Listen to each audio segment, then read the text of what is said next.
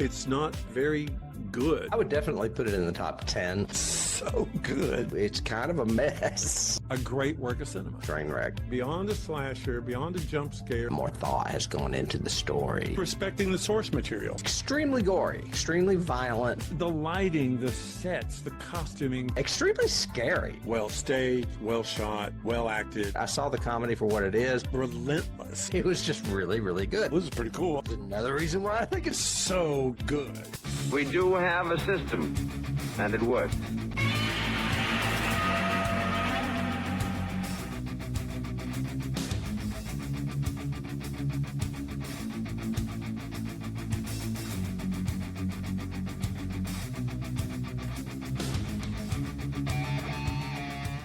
Hello, hello, hello out there in YouTube and podcast land. You have reached Johnny Has the Keys, where we talk about horror movies and science fiction films and those key elements that often lift but sometimes just separate it from the average genre fare.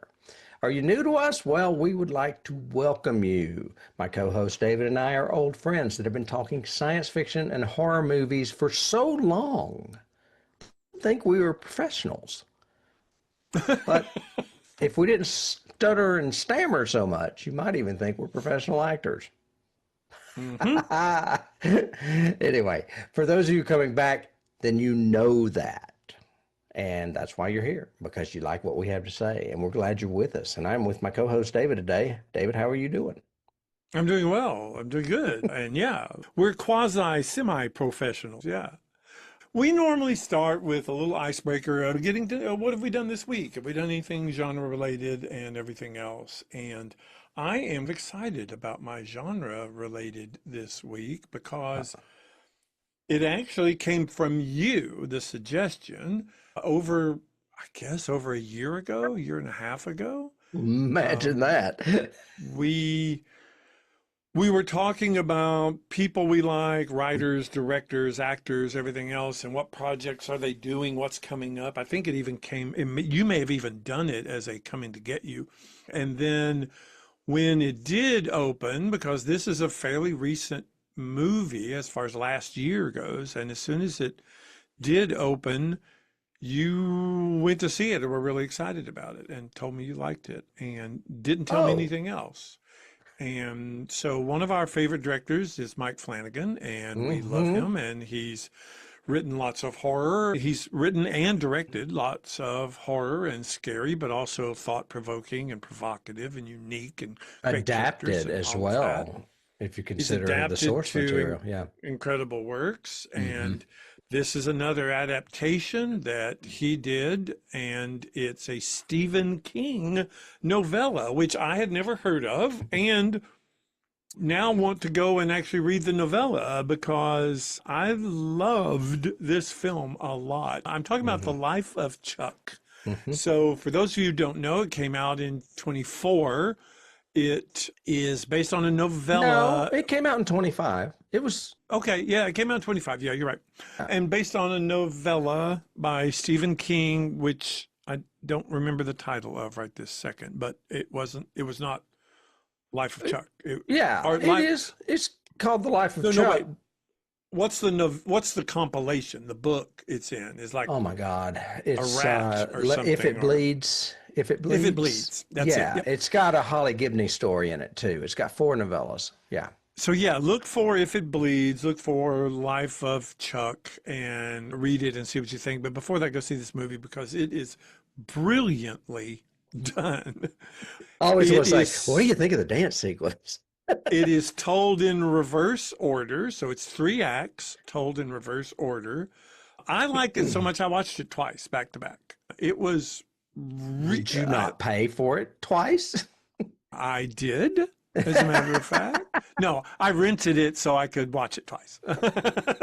You watched it on smaller screen. Okay, I thought you went to the theater to see it. Never mind. No, I watched it on a big screen. Okay. It was a big television, but I rented it and watched it. And it is so well done. I now understand why you were saying it's hard to describe. It's very hard. Because you don't want to turn off Flanagan and King fans and say, well, it's not really a horror movie. Right. But it's not really a horror movie. it However, the is first kind of 10 minutes are pretty scary. yeah, and it is apocalyptic if you want to look at it that way, but it's more an incredibly good character study. And he has cast it brilliantly, not only with his normal stable or cadre of actors and actresses that are actors that he uses, but also with new ones that he's never worked with before that are still brilliant, and or bringing back some oldies and goodies. We just did this season, we did, what was the Karen Gillian one? Oculus. Yeah, Hmm. Oculus. So And the she's little in, girl in that was the big girl in Chuck. yeah, yeah.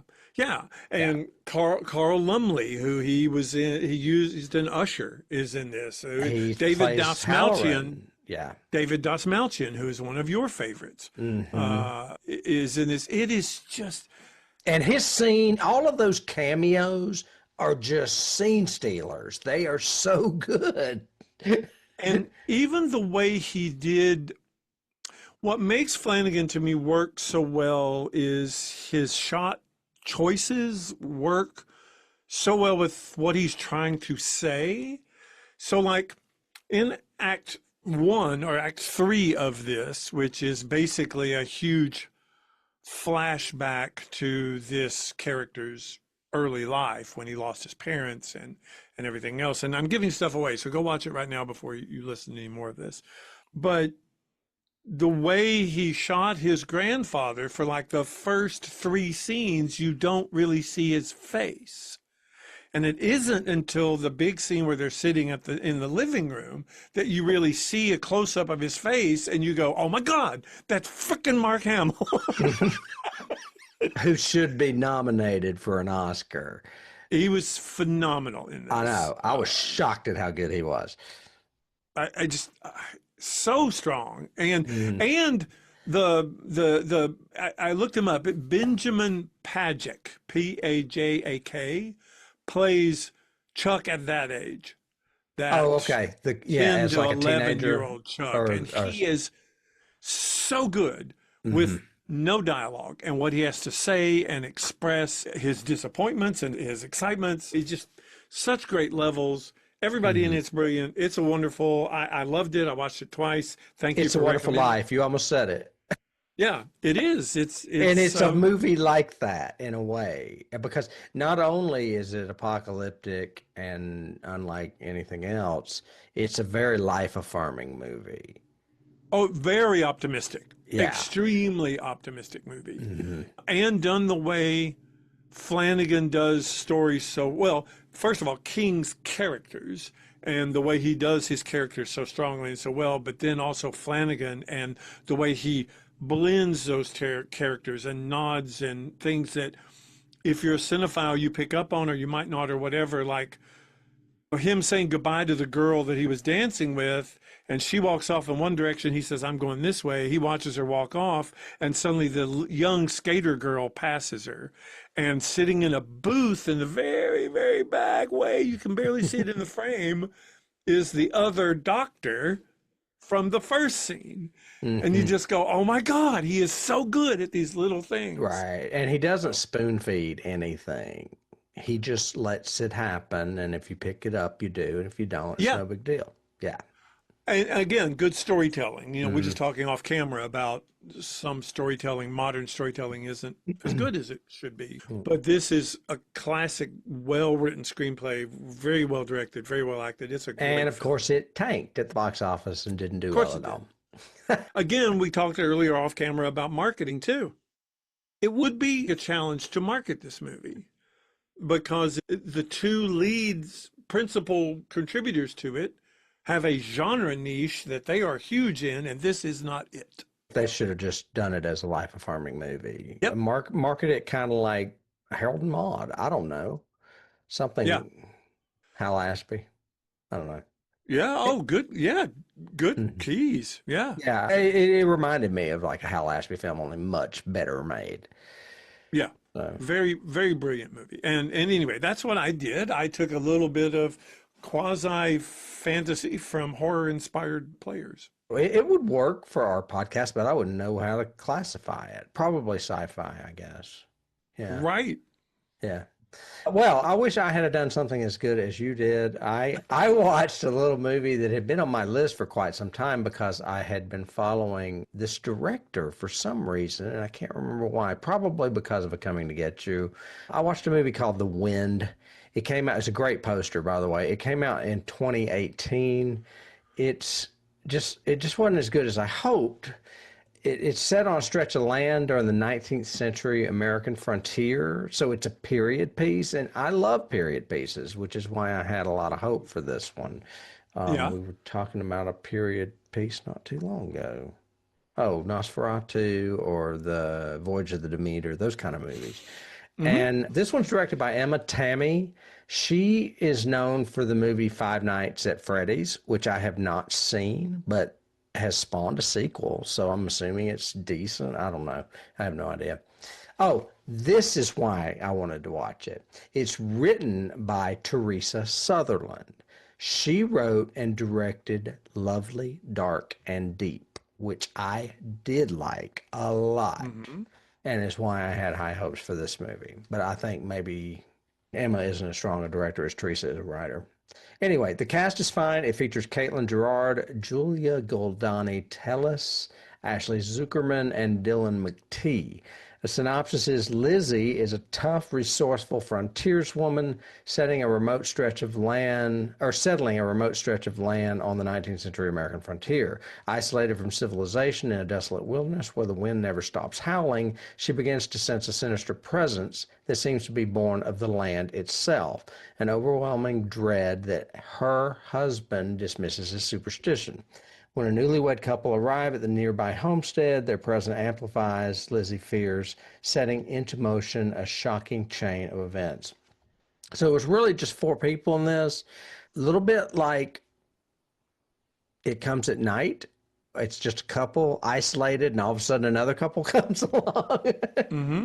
But it's not apocalyptic, obviously. It's set in the 19th century. I don't know. Maybe I need to see it again. It didn't do it for me. I found myself a little bored with it. The movie gets 82% on Rotten Tomatoes with 67 reviews. I would probably take it down to at least an 80, probably 75. Maybe it'll go up on a second viewing. I don't know. It has a similar theme, as I mentioned, with It Comes at Night. I don't know. Make no mistake, it's a supernatural movie. But knowing that Sutherland wrote Lovely, Dark, and Deep, I just had higher hopes. I went in with higher expectations than I probably should have. So there we go. Okay. Well, So that's what I did. I don't know really if you're looking to segue. There is no wind in space. There's solar winds. well, I could probably riff off your last line, which is you wanted more than Oh what you yeah, got. there you go. That's great.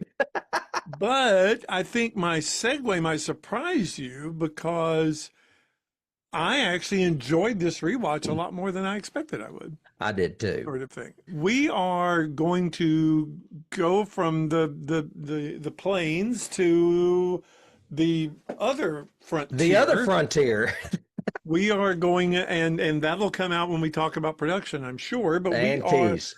going to examine a little film that came out in 1981. It was called Outland. It was directed by Peter Hyams. It's written by Peter Hyams. Stars Sean Connery, Francis Sternhagen, Peter Boyle, and a bunch of others. Brief synopsis for those who haven't seen it. Please go watch it now because we do spoil things and we don't want to spoil something from almost 50 years ago. But you basically have a moon of Jupiter, which most of us who are science fiction fans know the biggest moon of Jupiter is Io. It is a volcanic moon, which is totally uninhabitable. But in this story, it is the home of a mining colony, a big corporate mining operation that is mining titanium.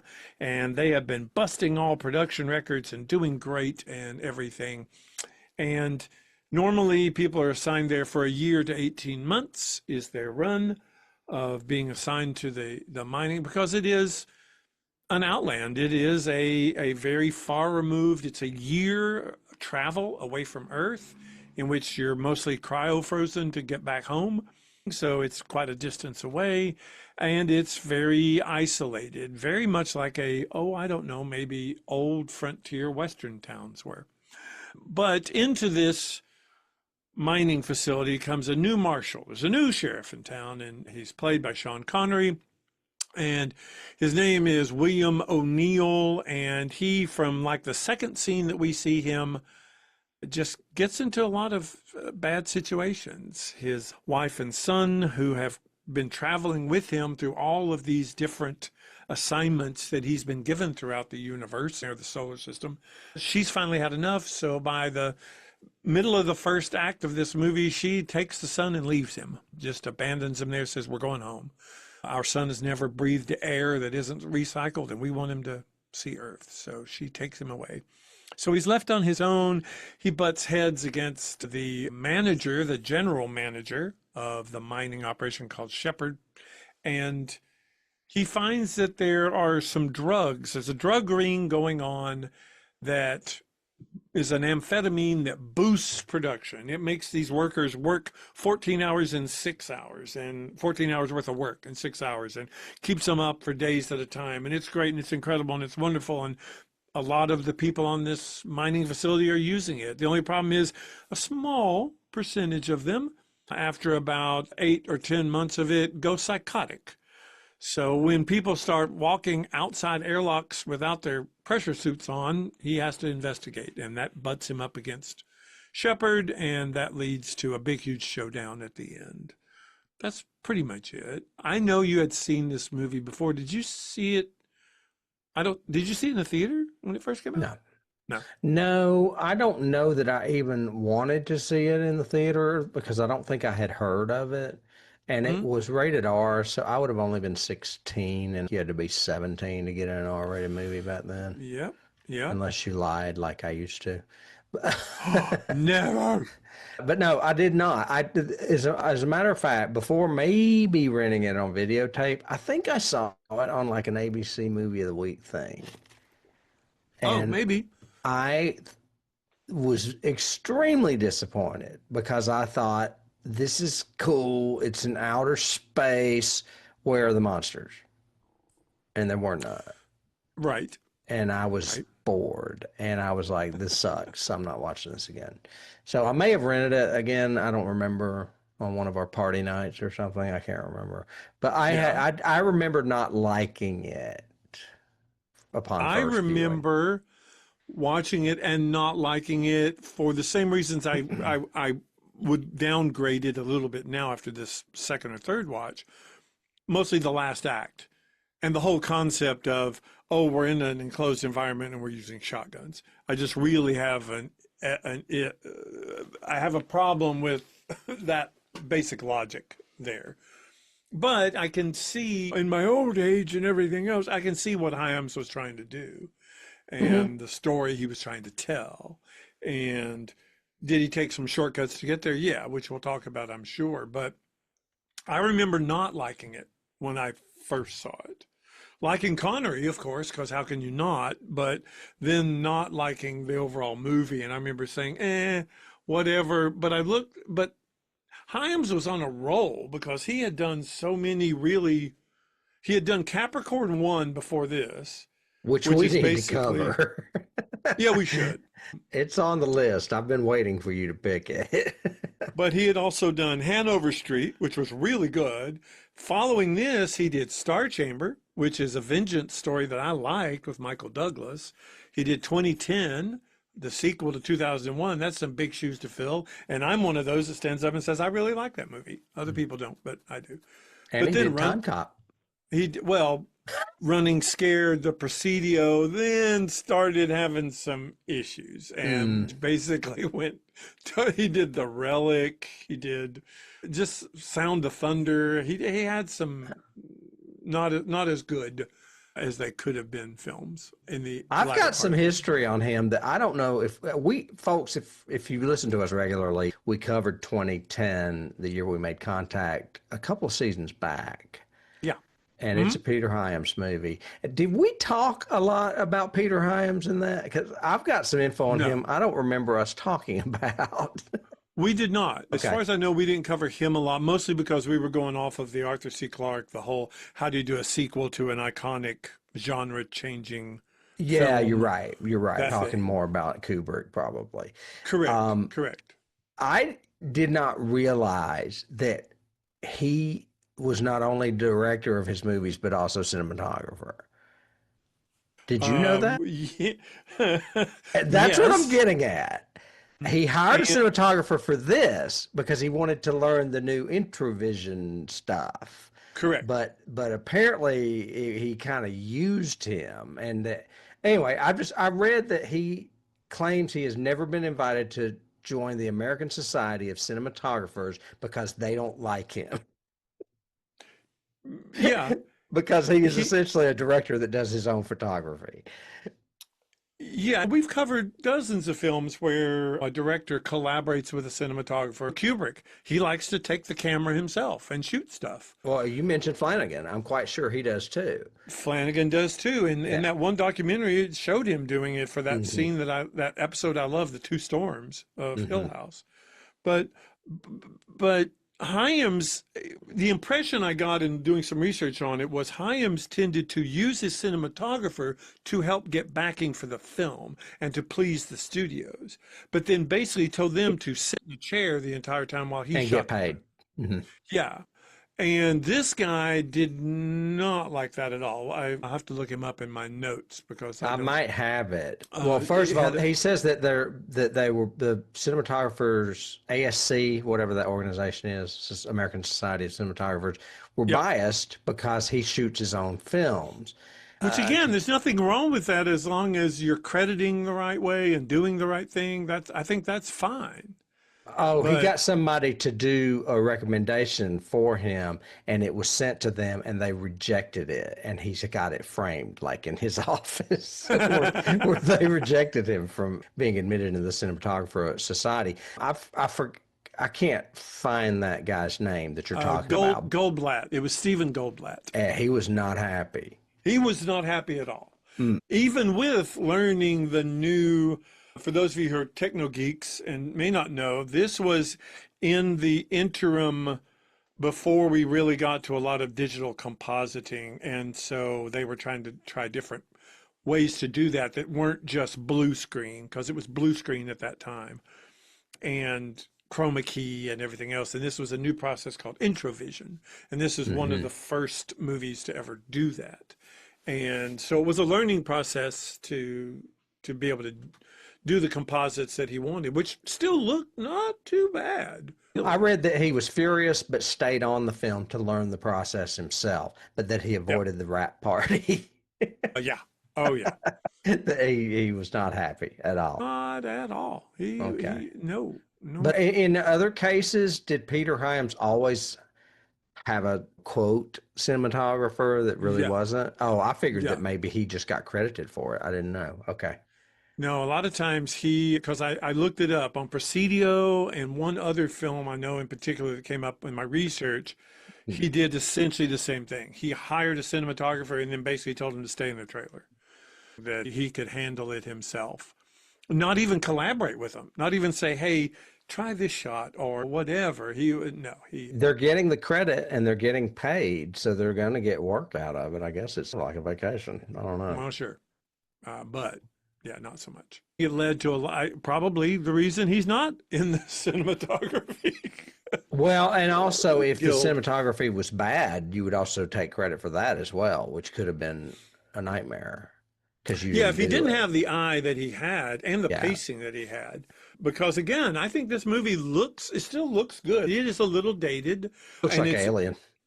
and it's very dated from just a scientific concept of No, you do not have projectile weapons in an area where you could blow out a window I and don't kill understand. dozens of people. I had a short-term major in astronomy around this time. It was in 82 or 83.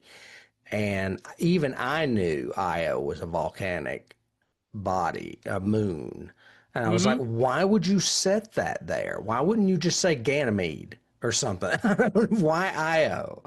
Well, I think everybody knows Io. More But it's people a know Io than molten Ganymede. planet. I mean, the surface is constantly changing. You can't stand on it.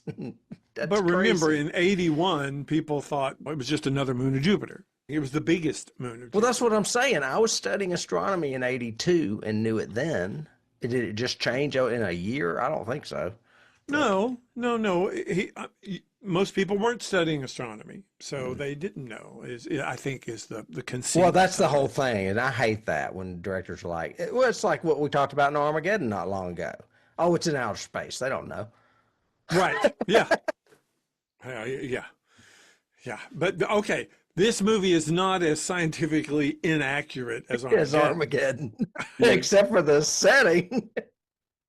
I'll But the shut up. setting to me is one of the things that I love about this movie. The production design is great. It looks good. And it looks lived in, it looks rustic, it looks like a frontier base establishment.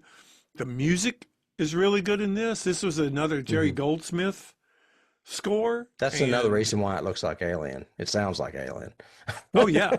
Yeah. Oh, as a matter of fact, I wanted to go back and check, but that opening credit, which looks a lot like Alien, slowly the title, the letters appear and you see the title. It's a terrible font, but yeah, I Yeah, know what you mean. this is very similar in, I think the tone is exactly the same and the reveal of the title. hmm But I thought the production design was really good. The costuming works really strongly. Stuart Baird is one of the best editors ever, and Hyams was very lucky to get him to edit I this. may disagree with you a couple times there, but before we move on to scenes, I did want to mention something I did mention during 2010 that I found fascinating about Peter Hyams is that he is somewhat of a Renaissance man, and that's why he likes doing cinematography as well. He was a music and art major. He was a CBS news person at the age of 21. He was a jazz music, or he is a jazz musician, and he is a painter and has paintings in prestigious galleries around the world. Wow. Yeah, so he has his toe in a lot of different ponds of the, I guess you'd say, the creative world. Okay. Okay. I found that fascinating, and I did mention that, I believe, in 2010. I'm wondering if there was something we don't know that led to him just having this bad end to his career, only doing like very low budget and very Jean-Claude Van Damme. Jean-Claude Van Damme movies. Yeah, Time Cop is not his. After coming from 2010 and this movie, and like I said, The Presidio, which is another Sean Connery film, by the way. Yeah.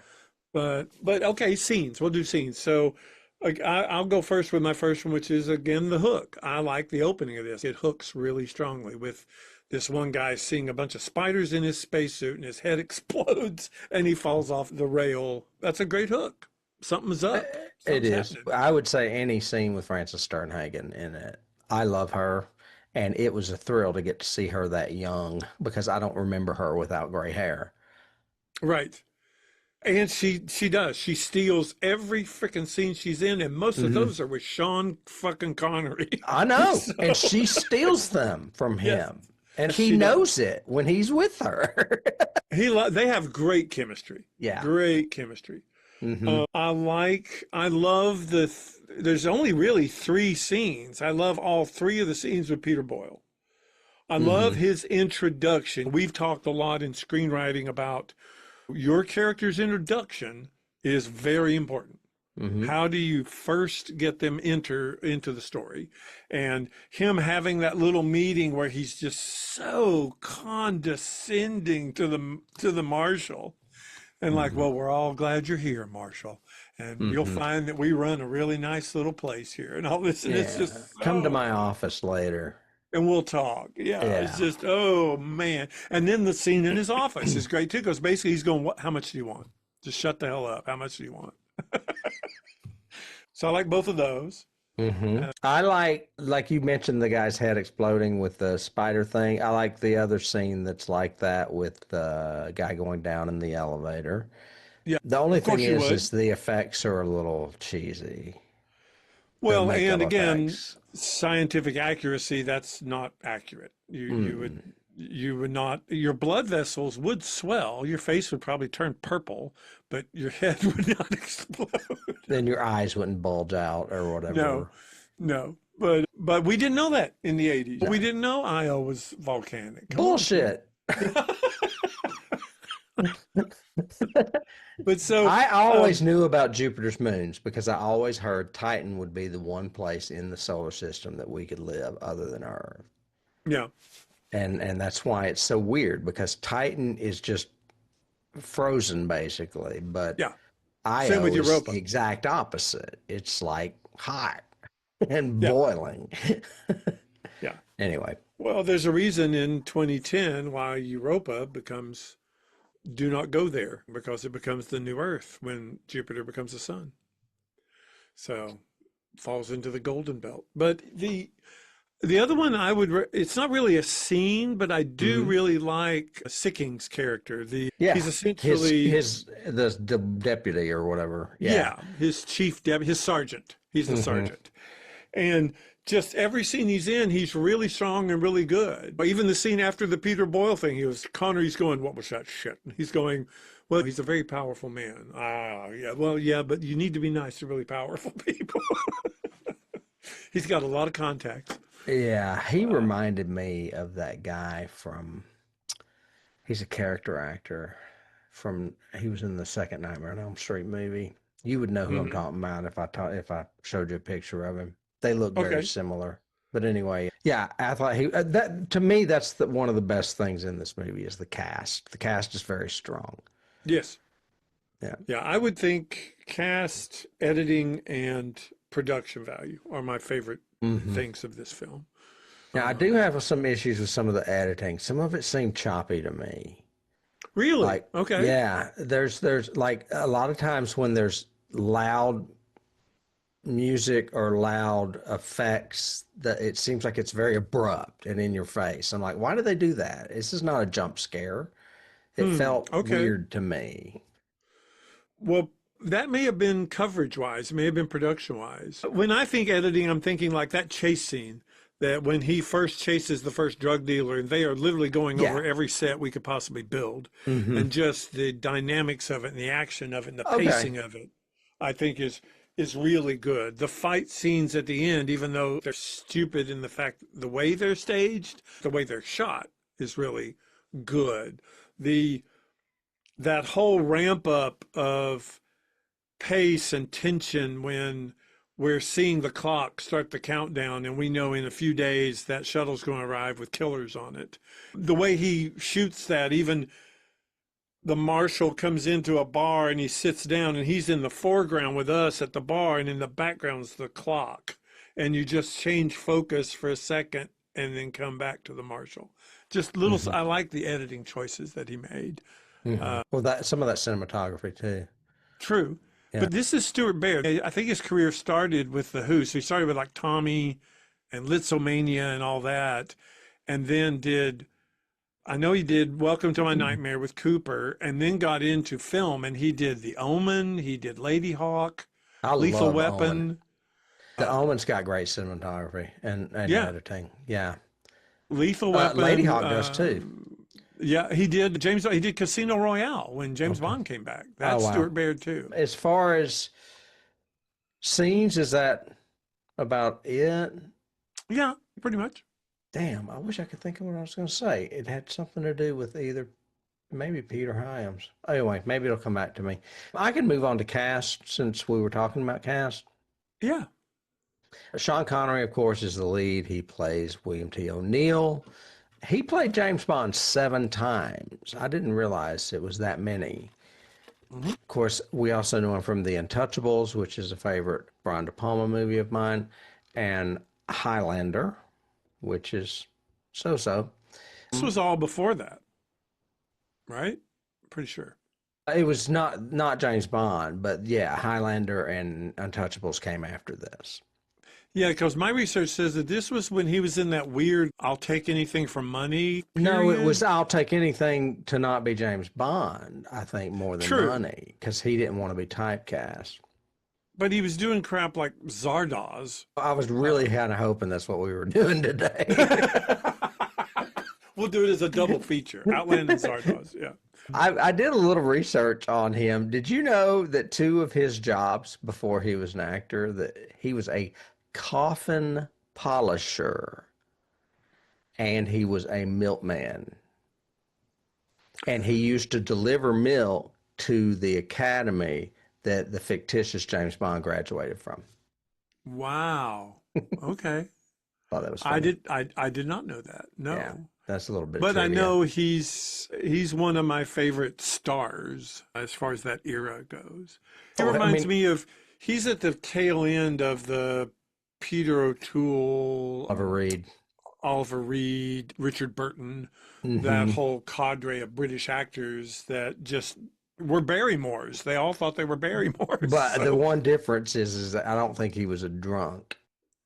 no, he did drink, but I don't think he was a total alcoholic. No, He those didn't- other guys were hardcore partiers.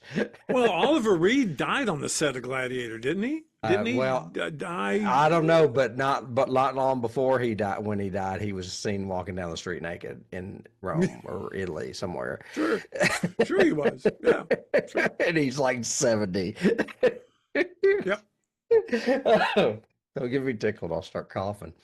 Some other guy. Well, first of all, though, he did come in, I guess, at the end of that like British leading man Yeah, cadre. For and life, the rogue actor, the consummate. but he you know, wasn't that roguish, was he? No, but he always had that very masculine Yeah, strength, leading man presence. That was a big Connery. Well, and he got trope, voted right? sexiest man alive when he was like 60. Yeah, well, Yeah, he makes was on sense. like the People magazine cover or whatever. Other people were considered for this role. They are all people that you will not be surprised of. One is Gene Hackman. Of course. I could easily see him doing this role. James Brolin, probably because he was in Capricorn 1. I'm thinking he had an attachment with Peter Hyams. And Clint Eastwood. Oh, this is an Eastwood role. The I stranger think it would have comes been into kind town of and weird to see him in outer space instead of in a cowboy hat. yeah, we all saw that. What was that Space Cowboys movie he did? That was terrible with Tommy Lee Jones. Was Clint Eastwood in that? Yeah, Oh, yeah, I guess he was. Okay. yeah. It would be interesting to leave Sean Connery in this and put Gene Hackman in the Peter Boyle. I totally agree. Then you But would end up with like Quick and the Dead or whatever, or or Tombstone. Lex Luthor. No, Unforgiven. Yeah. Yeah. Oh, that's true. Yeah. Interesting. But yeah, I speaking could of see which, those being considered for this, of course. Yeah. Peter Although I Boyle, do have in my notes that Peter Hyams, when he was writing it, was picturing Sean Connery. I saw that too. Mm-hmm. And he was very surprised that Sean said yes or something. Mm-hmm. Yeah. Yeah. You mentioned Peter Boyle. He plays Shepard, the General Manager. what would you call him? He's a bad guy, an anti-hero. I don't know if he's not a hero at all. He's just a slug. Well, no, he's really the villain of the piece because Yeah. he sets everything up. True. And He's he the often antagonist, gets however we want to do it. and I read that he often got cast in those type roles, especially at the time when he's actually the opposite in his real life. We know him mostly from Everyone Loves Raymond, where he played Raymond's father. I know him mostly from what?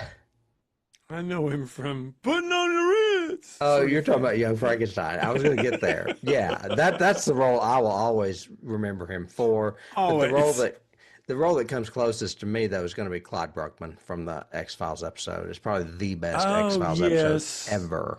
It is your And he favorite. won an Emmy for it. Yep. So we have Clyde Bruckman's Final Repose, Young Frankenstein, Everybody Loves Raymond. But yeah, most people are going to recognize him from Everyone Loves Raymond.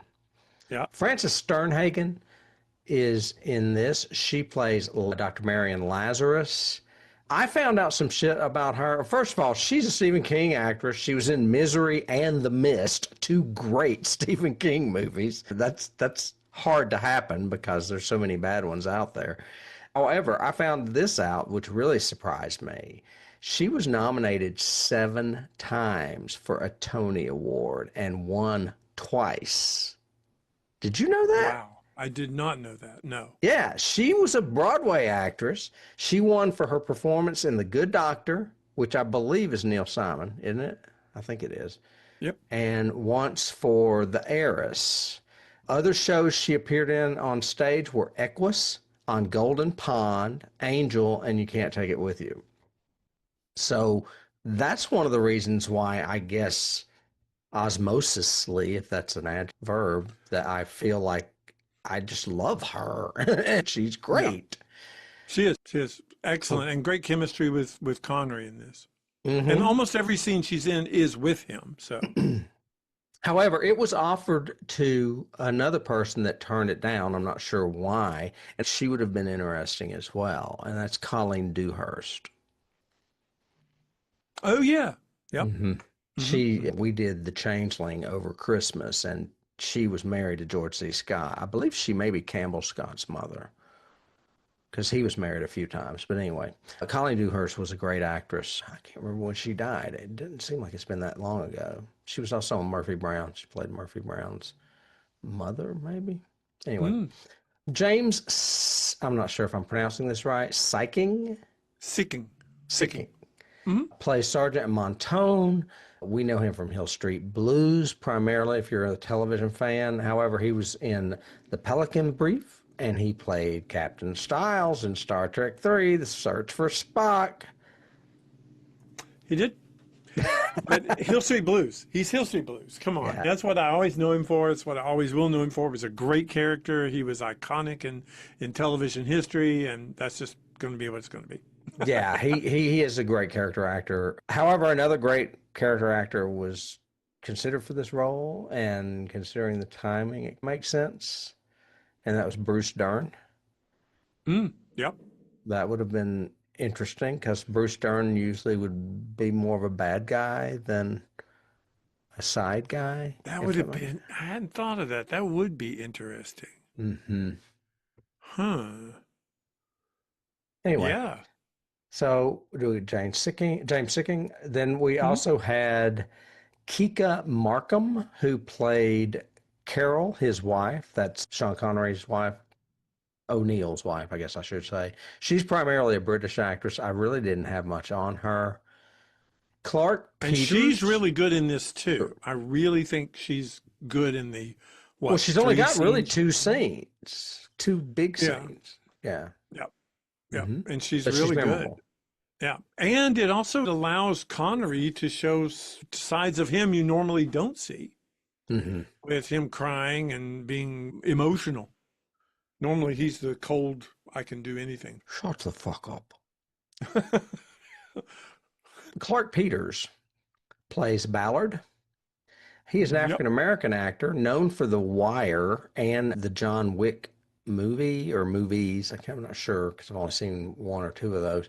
I just found this note on him that I found extremely funny that no one else is probably going to give a shit about.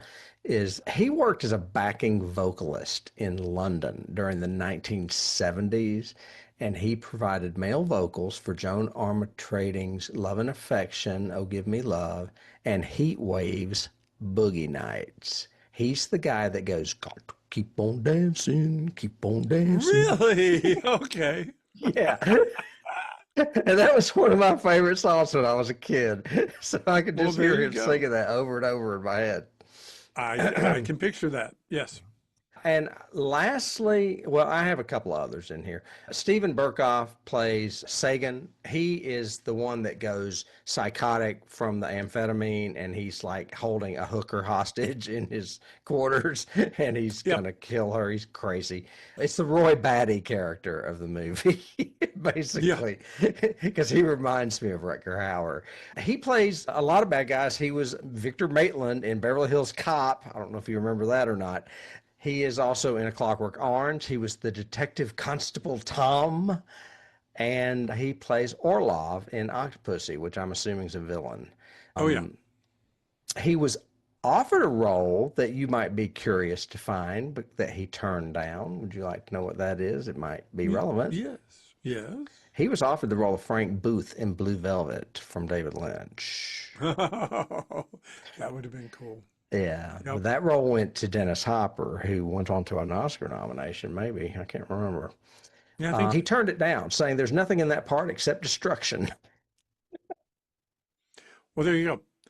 He comes from a big theater background. Does he? So, yeah, big theater background in England. And so I can understand him saying, well, the part isn't worth me. Is he English? Yeah. Because he looks Scandinavian to me. That's why I relate him to Rucker Hauer, I think. He's got that blonde hair, blue eye look.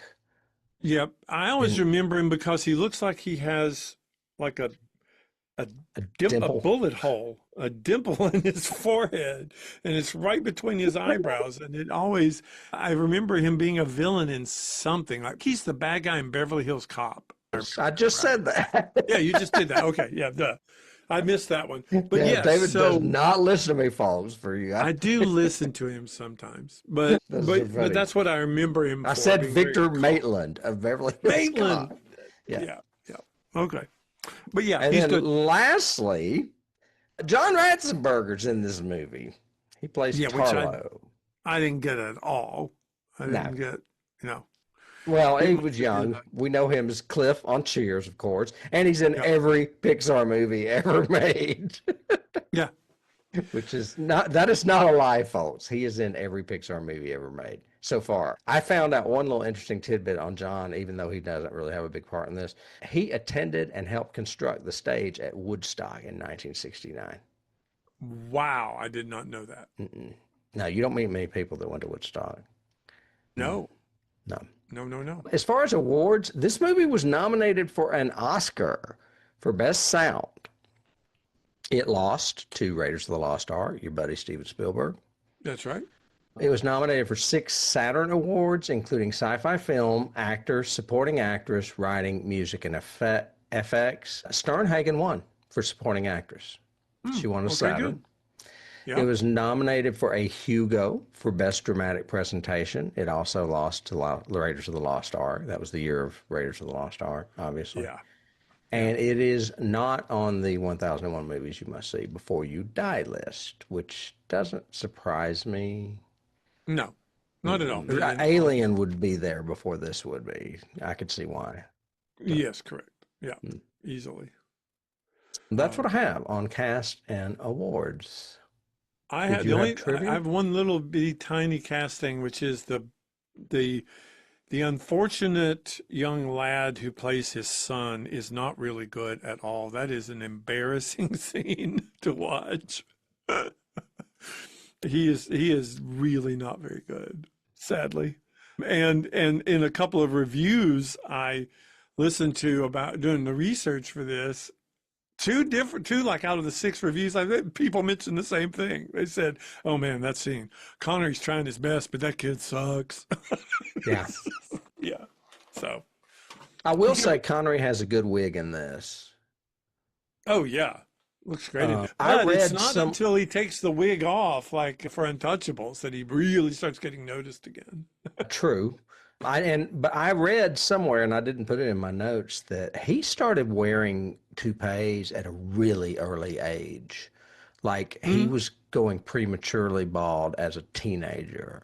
And I think he wore wigs during all his Bond movies, like not just Never Say Never Again, but even the early ones. Yeah. Yeah. I think after No, I think in Dr. No it's his real hair, but from then on it's a wig. Okay. Yeah. Interesting. I don't have any trivia except for what I had mentioned to you earlier, and that was about that Gold Black guy being the cinematographer, so we don't need to rehash that. Yeah, I just have a couple of production things. This was filmed at Sure. Pinewood.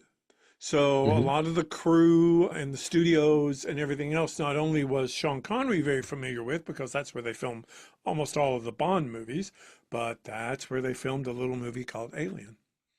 So, is reminiscent of it. Yeah. This is the first one with Introvision. Like I said, the first movie that had Introvision, so everybody was learning it as they went. But that's the only trivia pieces I got.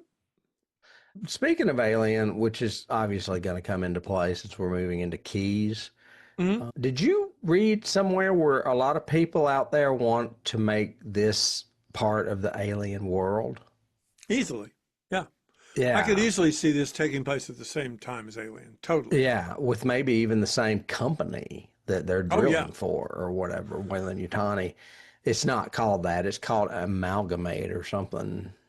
Amalcon, I think, because it's something like, it was weird like that. But yeah, I could easily see this being in the same universe along with Blade Runner and Alien, both.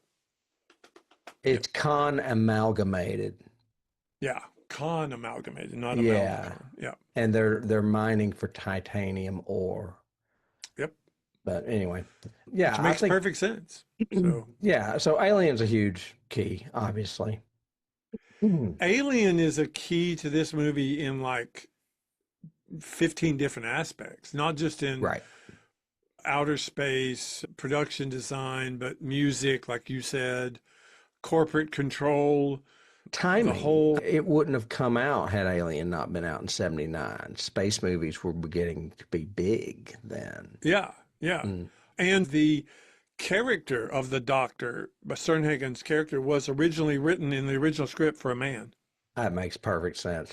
Which is exactly the way that O'Bannon had written Ripley. And they just cast a woman in it instead. And it works great. If that was Hyam's idea, that was very influential. That was a good call. I'm sure it was. Or the casting, whoever casted it, his casting director. There's a lot of Alien influence. The way it's shot, the technology that they are obviously using, like you said, looks similar, like within the same world.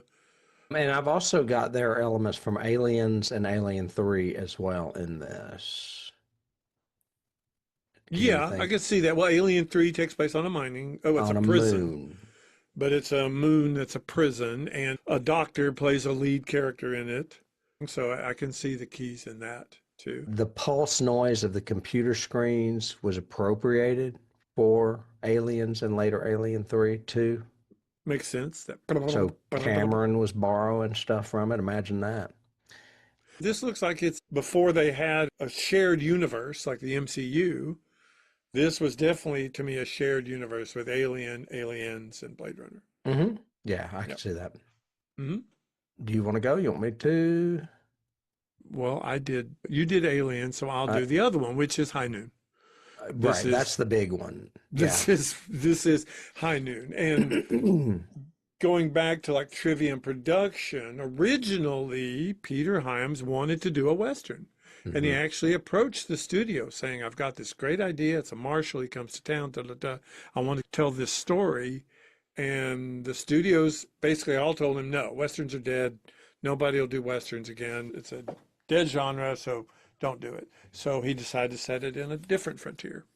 I totally agree. I don't think it's anywhere strong as Zinnemann's film from 1952 with Gary Cooper. Well, no, that has Grace Kelly in it too. That's a really strong film. That you talk about editing and cinematography. That film is fantastic. It is. But I do get the allusions, if that's the word I'm looking for, to it in this movie. It's about the new sheriff in town and the bad guys coming and him trying to fix things. And it's the same plot, basically. Yeah, and even going to everybody else in the town or on the mining thing saying, I could use some help. And they all go, not me. Not sticking my neck out for you, buddy. Sorry. And except for Francis. Lazarus. Right. Yeah. So she's the Grace Kelly, the one that comes to his help. Right. But you mentioned that it's a Western in outer space, which led me to the key Star Trek, because the way this film was made was exactly how Gene Roddenberry sold Star Trek, which was, I want to do Wagon Train in outer space. Yep. And Star Trek's a big key to this as well. I could see that too, even down to the characterization of O'Neill as the man's man, got to do it my way He's sort very of thing. macho.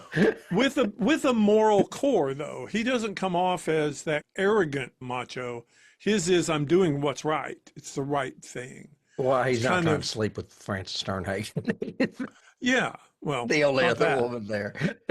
But interesting that Connery went on, I think, no, he may have done it before this, but he was in Robin and Marion, which is one of my favorite Robin Hood stories. That's And Audrey Hepburn. and he has a lot of this same character to him, this moral core of I've got to do even though it's jeopardizing my own family, I still have to do what's right in this situation. And that's a good hero arc to have in any Western. So that worked for him in that regard. So we did High Noon, we did Alien. I've got The Expanse, which I don't think you have watched, but both the novels and the series, these are belters. This is an entire character class that is in those novels and the series, which are people. They're 3 generations removed from this, so they would be people who were actually born on Io. So now they have different In the gravity lava. issues. Well, okay, on Titan then. So they have different gravity issues. Their skeletons are different, but just because they were native born there. But they're belters, and they're miners, and they're the lower class, and they're the working guys, just like Yaphet Kotto in Alien. So Right. It's very blue collar. yeah, The whole movie's very blue collar. Even Connery's character is a blue collar character. yeah. So Shepard, He's they law all are. enforcement. Yeah. Yeah, we don't get to see the big corporate suits in this. These are all the other guys. Right. That's another good tie into Alien, actually. Oh yeah, definitely. The only other ones I have really are things I've lifted from IMDb. One is that this movie, because of this movie, he got to do 2010. So essentially 2010 was directly responsible from this movie. Well, that makes sense. Talk. So anyway, so 2010, as far as his timeline of movies. Yeah, I could see that leading. Definitely, he can show. Well, and they both take place do it. around Jupiter, too. So I have Hunt for Red October, not just because of Connery being in it, but the way this opens reminded me of Hunt for Red October with the text coming up, giving the whole exposition. It says, this is the mining station. This is how many people it has. This is what it does. So we're given this exposition dump in text before we even have the first scene. Well, that reminds me of Alien, too. But Alien just has one little chyron that comes up that says the survey vessel Nostromo, and then it goes away. Right. But it does start with it. It does lead with it. Yeah. I did see one on IMDb that was Moon, which is another one I don't think you have seen, but it's pretty good. It's Sam Rockwell, isn't it? Yeah. And he's basically the only person in it, in the entire movie. But even reading the IMDb thing, I think it's a big stretch for a key because the only thing in it really is the countdown clock, the digital. There's a big situation in Moon that takes place, and so for the rest of the movie, they're under the clock. Well, so is Armageddon. And nearly 20% of the movies out there have a ticking bomb or something. Yeah, you got to go to the ticking bomb in Act 3. So yeah, we mentioned how this could have potentially been in the same world as Alien. It is in the same world as another Hyams movie, and that's Capricorn 1. Did you know that? I did not know that, but okay. The mining company is referred to by the name Con Amalgamate. It's the same name given to the company that manufactured the defective life support systems mentioned in Capricorn 1. Wow. See, I did not know that. See, you got me on that one. That's good. Cool. Of course, both movies were written and directed by Peter Hyams, and Con Amalgamate is also the name of the company that Peter Boyle's character, obviously, is the boss of or whatever on that planet, on that moon. So anyway, wow. Yeah, I thought that was cool. I did not know that. Another reason to do Capricorn 1. It's on the list. James Brolin. O.J. Simpson, man. O.J. Simpson, man. I will say before we wrap up, do you have more keys? No, that was it. I will say before we wrap up that the last act of this film is very hard to. It's just it doesn't make a lot of sense and doesn't really work. I think that's where some of those jump cuts came from that I'm talking about too, and the loud noises. Yeah. And some of that editing doesn't work for me because you do lose it mostly because you're questioning what the hell's going on and why the focus, like what was the marshal's plan? Yeah, in High Noon, it's pretty standard. He is going to step out into the middle of the street and fight these guys. That's the fight. Showdown. In this, we show him setting up some stuff, like he's playing with the tunnel settings of a joint, and we don't know what that is. And he opens up a vent and puts a shotgun in it, closes the vent. And so we're going, okay, so he's got some booby traps or something set up. Okay, cool, great. Now let's land these guys and let's have these idiots who are supposedly professional hitmen. They're carrying weapons from a shuttle onto a mining base. Is there no security anywhere ever to even get them on there? But then they decide to stop in the middle of a hallway junction with a camera on them to set up their shotguns and their rifles or whatever. Leave the bags there, go in separate directions. What were they doing? What was their plan? Find this guy? Okay, cool. His job is get away from him. And then the whole thing just falls apart. And I'm going outside. Lead him into this tunnel. Okay, was that your plan all along? Really? Was it? You were going to go outside and hopefully he'll fall into the tunnel. You're going to throw this thing down on the greenhouse and hope that he shoots at it? I don't know what his plan was to begin with. So I just remembered what it was I was going to say a while ago that I had forgotten. And it has to do with the ending of this movie. He basically walks into the room and punches Peter Boyle in the face, knocks him out, socks him. That's a big punch. Yeah. And you're like, the end. I was like, well, wait a minute. Yep. What happened? And I read in trivia that in some versions of this film, it's heavily implied and even shown that warrants are coming in for the arrest of these people. The version I saw did not show that. I was like, oh, no. So you're just going to let him get away? Yeah, such an abrupt ending. He goes, oh, what the hell, hits him, walks out. Then it cuts to just a still shot of the mine, and you hear his thing saying, you read his message saying, I'm going to be on the next flight, save a bunk for me. I'm going to. Well, I think Sternhagen has like a thumbs up moment, but that's about it. Something. Yeah, it's just very he convoluted. He does say and goodbye to ending. her. He says goodbye to Lazarus.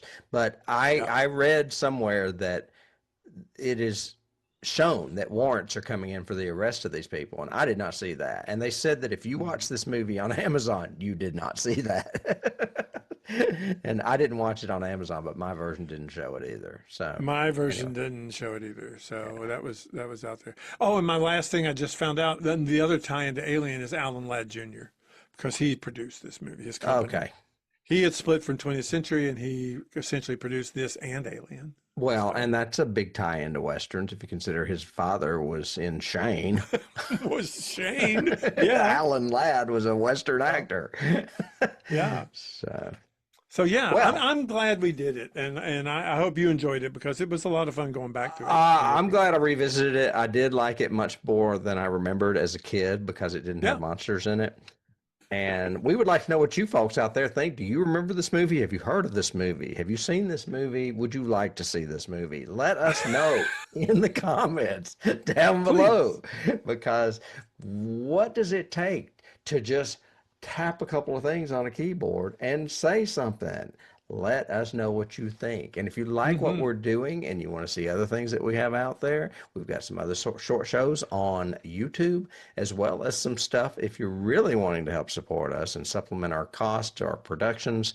We have some paid programming over on Patreon, as well as some free stuff too. So you can always go over there and dip your toe in the pond before you decide to commit to anything. And other than that, I think next week we're going to be in horror land, and it is a double feature, and it is a really unique double feature, actually, that I put together, partially for me and partially for you. There you go. And I will see you then, David. All right. See you then. All righty. Bye.